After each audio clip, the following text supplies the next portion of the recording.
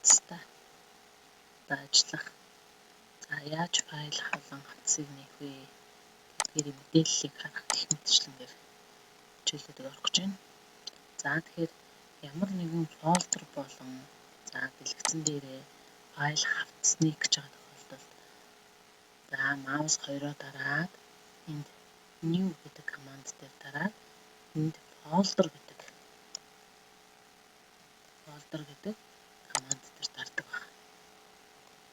За тэгэхээр яах вэ гэхээр тухайн шинэ new folder гэдэг хавц маань үүсч харагдаж байна. За энэ дээр өөрсдөө нэрээ өгнө. За энэ файл дээр маусаа аваачингууд юу гэдэг вэ гэхээр тухайн файл маань хэдэн сарын хэдэн цагт ингэж үүссэн бэ? Тэгээ энэ хавц маань хэдэн цагт үүссэн бэ гэдгийг харагдаж байна гэсэн үг.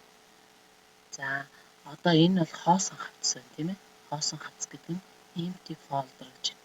За тэгвэл тэрний дээдл page гэсэн нэртэй хавц бол 2021 оны 4 сарын 21 1 цаг 23 үдээс хойш 13 цаг 23 минутанд үүссэн size 1.6 MB 96 MB.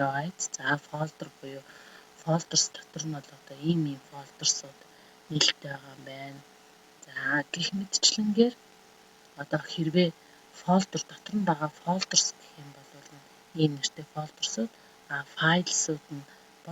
файлууд нь болохоор page cover гэдэг нэртэй файл байгаа юм байна гэдгийг ингээд зүгээр маусаараа очиод дарж үзэхгүйгээр мэдэх мэдээллийг дарж үзэхгүйгээр боломжтой юм байна. За тэгэхээр файл дээр ч гэсэн өөр ингээд очиж болно. За тухайн файл нь эхлээд type буюу төрөл нь яг ямар програмд хийгдсэн байна те. PowerPoint програмын slideshow хэлбэрээр байна.